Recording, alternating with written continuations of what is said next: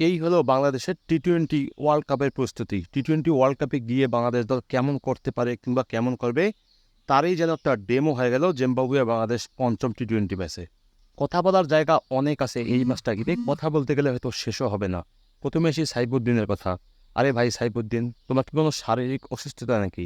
এই ছেলেটার মনে হয় শারীরিক অসুস্থতা আছে। তাকে অবশ্যই হার্বাল খাওয়ানো উচিত। তা না হলে একটা পেস বোলারের যে অ্যাটাকিং একটা মুড থাকার কথা, যে ফাস্ট বোলারের যে একটা আগ্রাসী মনোভাব থাকার কথা, এটি তার সিজে ফোটাও লক্ষ্য করা যায়নি।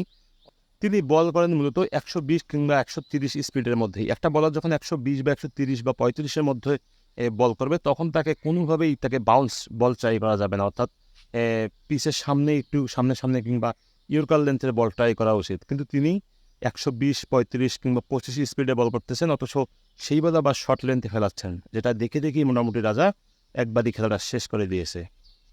এরপর সবচেয়ে বেশি গুরুত্ব দেওয়া উচিত এই সিরিজে যেটা পরিলক্ষিত হলো, এবং বেশ কিছুদিন কয়েক মাস আগে থেকেই পরিলক্ষিত যে বিষয়টি, সেটি হচ্ছে বাংলাদেশের ওপেনারদের নিয়ে। এই সিরিজও যেটা যথেষ্ট পরিমাণ খারাপ করেছে, যদিও তৃতীয় টি-20তে শুধুমাত্র চতুর্থ টি-20তে শুধুমাত্র ১০০+ একটা স্কোর করেছিল সে।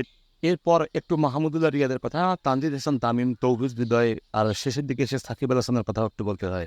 মাহমুদুল্লাহ রিয়াদ দারুণ ব্যাটিং করেছে, বিশেষ করে প্রত্যেকটা ম্যাচেই মোটামুটি ভালো ব্যাটিং করেছে।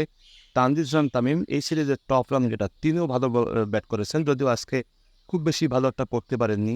তৌহিদ হৃদয় আজকে খুব একটা ভালো কিছু করতে পারেননি, কিন্তু সাকিব আল হাসান চমৎকার বোলিং করেছেন। ১৬০ রানের মতো প্রায় টার্গেট ছিল, সেখানে একটা বলার ৪ ওভার বল করে মাত্র ৯ রান দিয়ে, তাও বা কোনো ধরনের কোনো বাউন্ডারি না খেয়ে ১ উইকেট নিয়েছেন, এবং ৪ ওভার বল করে ১৬টি ডট বল দিয়েছেন। এই নিয়ে তার ১০০০+ ডট বল হলো টি-20 আন্তর্জাতিক টি-20 ক্রিকেটে।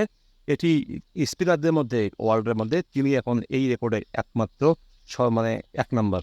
বাংলাদেশ এই জিম্বাবুয়ের বিপক্ষে চাইরাকে এই সিরিজটা জিতলেও বাংলাদেশি সমর্থক কিংবা বাংলাদেশি যারা আমরা আছি, আমাদের কিন্তু আসলে মনটা ভরেনি। কেন মনটা ভরেনি, কী কারণে মনটা ভরতো হয়তো, কিংবা আরও কতটা ভালো খেললে আরও বেশি ভালো লাগতো অ্যাজ এ সমর্থক হিসেবে, এবং টি-20 ওয়ার্ল্ড কাপের প্রস্তুতি হিসেবে আরও বেশি ভালো হতো, কমেন্ট করে একটু আমাদেরকে অবশ্যই জানাবেন। যারা ইউটিউবে দেখছেন তারা চ্যানেলটি অবশ্যই সাবস্ক্রাইব করে দিবেন, আর যারা ফেসবুকে দেখছেন, পেজে দেখছেন, তারা পেজটি অবশ্যই ফলো দিয়ে ভিডিওটা শেয়ার করে দিবেন। ধন্যবাদ, ভালো থাকবেন। আসসালামু আলাইকুম।